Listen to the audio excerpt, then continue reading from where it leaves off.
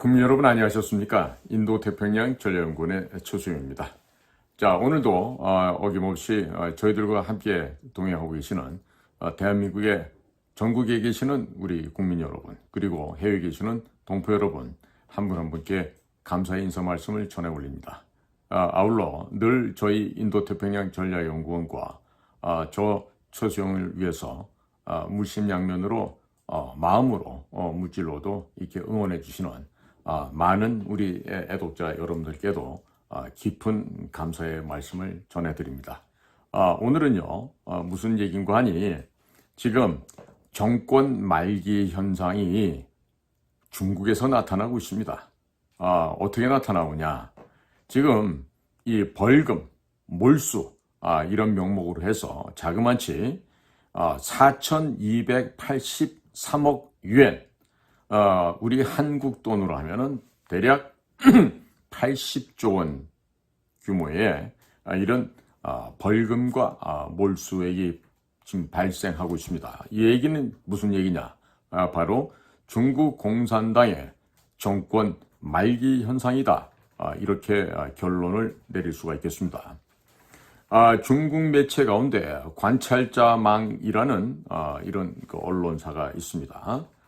뭐냐면 이 관찰자망, 관차저왕이라고 발음하는데요. 여기서 소주대학교, 수저우죠. 소주대학교에 위치하고 있는 동오, 동력동자의 오나라 오자 씁니다. 동오 싱크탱크 연구원을 하면서 정치관리대학 부교수에 있는 유성량, 류청량이라고 하는 교수가 비정상적인 비세수 수입 증가라는 제목 하에 논문을 발표하였습니다. 내용을 살펴보니까 2022년 전국적인 벌금과 몰수액 수입이 4,283억 유엔, 한화 80조 원 상당에 이르고 있고 지난 10년간 신기록을 달성했다고 발표를 했습니다.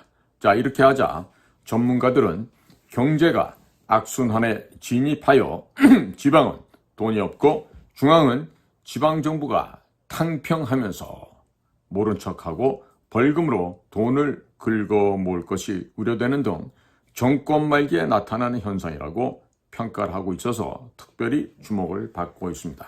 자, 지방정부가 탕평한다는 얘기 뭡니까? 이 탕평이라는 얘기는 중국말로 탕핑이라고 발음하는데요. 뭐냐?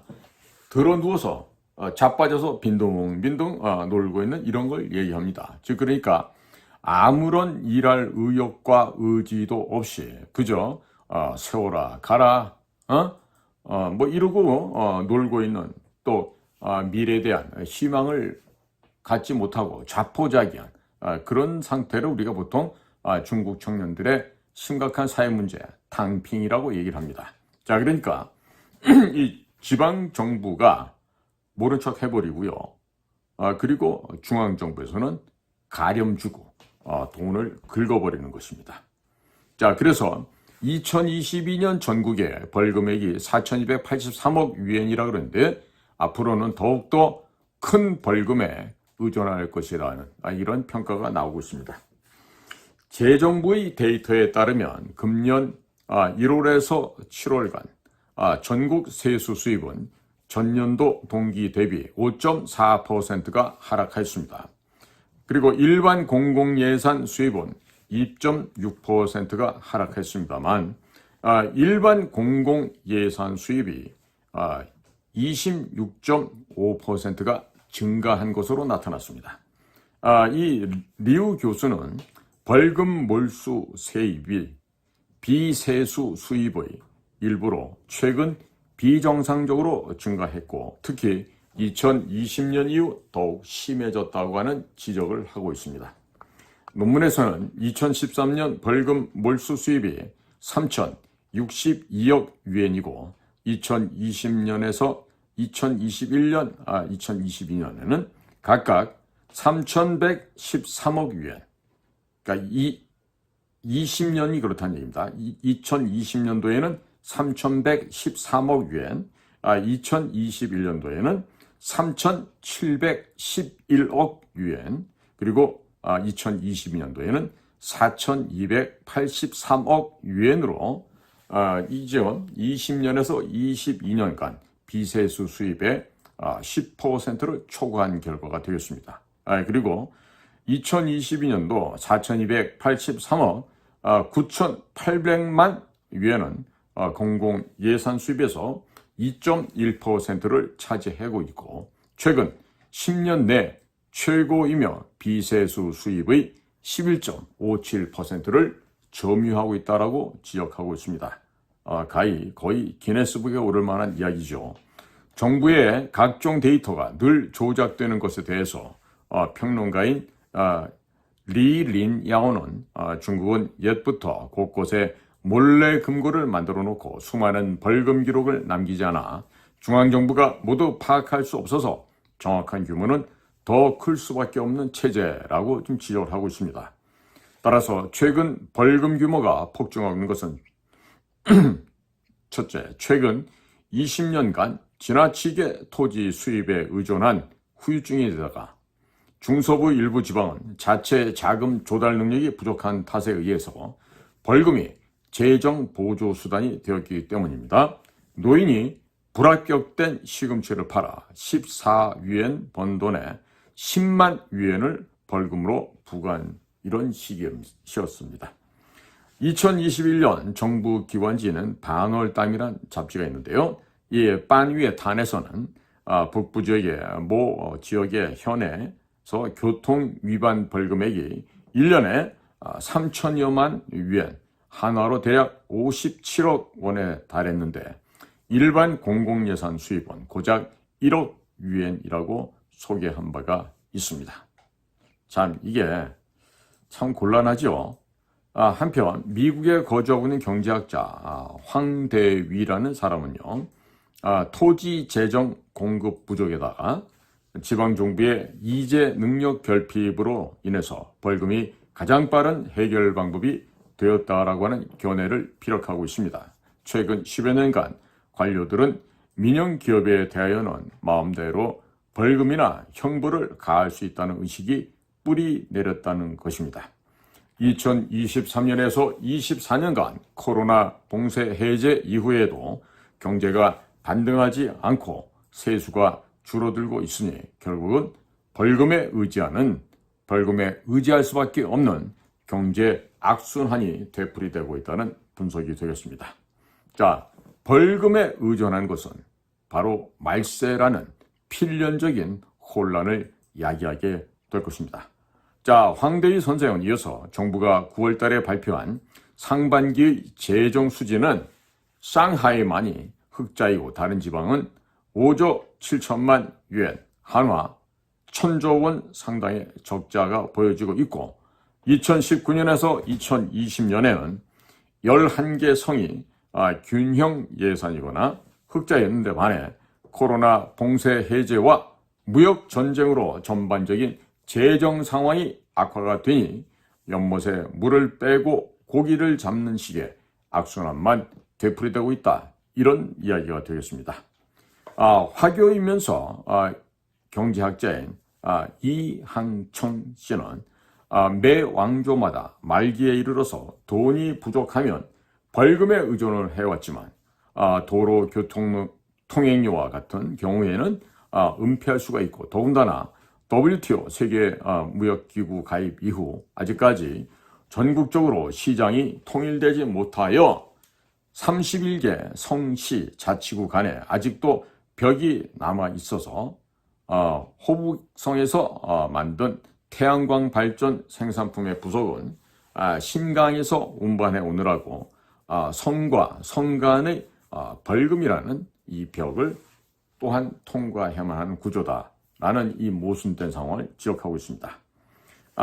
신랑 재경이라는 신문에서는 금년 상반기 방대한 재정 적자가 발생했습니다. 자그마치 5조 7천만 위엔입니다. 자, 이와 같은 방대한 재정 적자 5조 7천만 위엔은 재정 지출의 40%를 8천만 명의 공무원들에게 쏟아부었기 때문이라고 합니다.